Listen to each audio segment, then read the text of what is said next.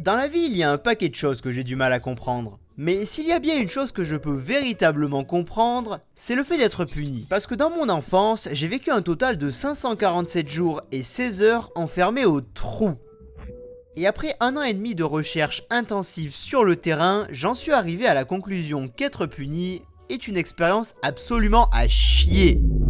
T'es enfermé dans ta chambre sans téléphone, sans ordinateur, genre vous voulez que je fasse quoi? Réfléchir à mes actions?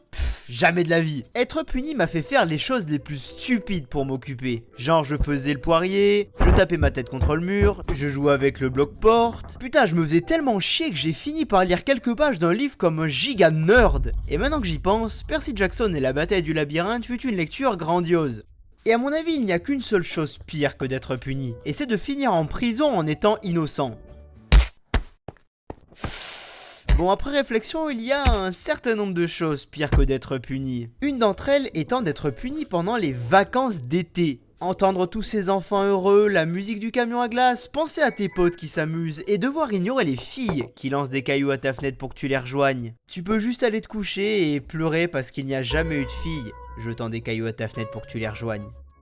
C'est juste toi, t'es Percy Jackson, quelques bouts de PQ usagés et des heures de pensée pour savoir si ça en valait vraiment la peine. Et vous voyez, je pense qu'on est tous d'accord sur le fait que je suis un gars très intelligent. Vraiment intelligent à tous les niveaux, mais dites-vous que je n'ai pas toujours été aussi intelligent. En fait, en maternelle, l'abruti que j'étais pensait de tout son cœur qu'être privé de sortie signifiait que tes parents allaient te creuser un trou suffisamment grand dans le jardin et t'y jeter dedans pour ne plus que tu bouges pendant la durée imposée. Vous vous doutez bien de ma surprise quand mon pote d'il y a à peine 5 jours m'a annoncé: ouais, j'ai été puni pendant 2 semaines. Oh putain de bordel de merde, mec, ça va? Non mec, c'est super dur, j'ai pas le droit de toucher à mes jouets. Ouah, c'était il y a combien de temps, mec? Ah ben je suis toujours puni. Que non, t'es pas puni. Bah je suis puni en ce moment même. Non, putain, t'es carrément pas puni. Et je ne comprendrais ce que signifiait vraiment être puni seulement 7 ans plus tard. J'étais en 5ème, c'était un beau jour d'été et il devait être autour des 11h du matin. Et avec l'équipe, on se baladait librement dans la ville. Ce qu'on ne savait pas encore, c'est que nous ne serions pas libres pour longtemps. Et alors qu'avec l'équipe, on se baladait en ville à la recherche d'un truc à faire, une des potes de Bob l'appelle en mode: ok, donc ma pote Becky est à Hawaï avec sa famille pour quelques jours et elle a dit que tu pouvais venir chez elle. Et donc s'il le voulait, Bob pouvait plier bagages et aller rejoindre les filles. Mais Bob, le gars sûr, n'allait certainement pas abandonner ses potes derrière lui. Donc non seulement il a convaincu sa copine de nous laisser venir aussi, mais il est allé encore plus loin que ça. Et il l'a convaincu de faire venir ses potes à elle. Et donc on était chaud, parce qu'on venait de trouver le truc à faire. Et il faut bien l'admettre, c'était une sacrément bonne chose à faire. Maintenant, gardez bien en tête le fait qu'on connaissait tous Becky et qu'on était déjà tous allés chez elle plus d'une fois. Mais cette fois, Becky était à Hawaï, donc elle n'avait aucune idée de la grosse dinguerie qui était sur le point de se produire à sa baraque. Quoi qu'il en soit, avec l'équipe on est entré chez elle et tout le monde semblait passer un bon moment. Il y avait la copine à Bob, il y avait les potes de la copine à Bob, et enfin il y avait un ami commun qui s'appelait Dennis. Et il avait amené sa copine. Maintenant pour la petite histoire, Dennis avait 3 ans de plus que moi, ce qui faisait de lui un lycéen. Et en vrai, entre la 5ème et le lycée, il y a un gigantesque gouffre. Dennis était plus grand, avait une silhouette plus développée, et Dennis avait même une pilosité faciale en développement. Il avait une barbe qui faisait passer mon petit duvet pour une blague. Et pour la faire courte, Dennis était une menace. Mais bref, il reste ami de mon ami, donc je me suis avancé et lui ai fait un check. Puis tout le monde est allé dans la chambre à Becky. Donc pour rappel, Becky avait juste proposé à Bob et à sa copine de venir chez elle. Et Dieu sait comment, on a fini à 8 entassés dans sa baraque. Ce qui signifie que techniquement, 6 d'entre nous étaient juste des gros squatteurs. Donc on était posés dans la chambre à Becky en train de discuter tranquille pendant bien 1h30, jusqu'à ce que des gens commencent à explorer sa maison. Maintenant dans sa chambre, il ne restait plus que moi, Bob, sa copine et la pote de sa copine qui s'appelait Lily. Donc on discutait jusqu'au moment où j'ai entendu crier de la pièce d'en dessous: Hey Chains, viens par là tout de suite!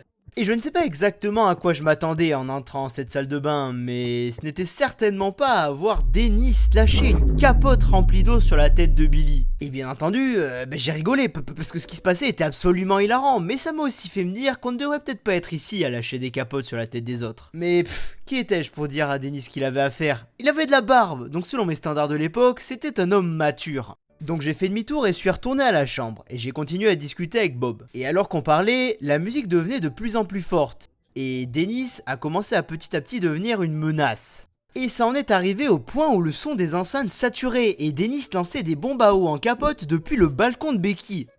Et puis à un moment, Dennis a carrément failli éclater une putain de capote remplie d'eau sur le voisin de Becky. Alors cet adulte a regardé à ses pieds pour y voir une capote éclatée ayant l'air d'être tombée du ciel. Puis il a regardé en l'air pour y voir Dennis en train de rentrer en courant dans la maison avec la musique à fond.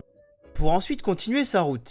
Et alors qu'on passait du bon temps dans la maison de Becky, on a entendu la porte d'entrée s'ouvrir. Et forcément, on s'est absolument tous chiés dessus. Et on a couru en direction du balcon.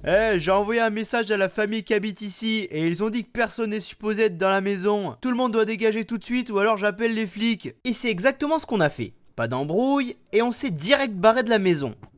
Et donc finalement on s'est tous retrouvés chez la copine de Bob pour une réunion d'urgence. Parce qu'on flippait grave.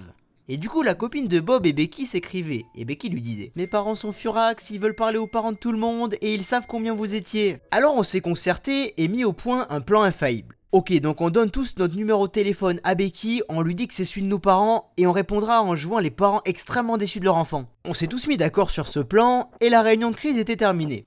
Et au cours des jours qui ont suivi, on a tous reçu des messages d'un père de Becky extrêmement énervé, qui s'est assuré de bien préciser le nombre de capotes retrouvées dans sa baignoire. On a donc tous répondu avec des conneries du genre.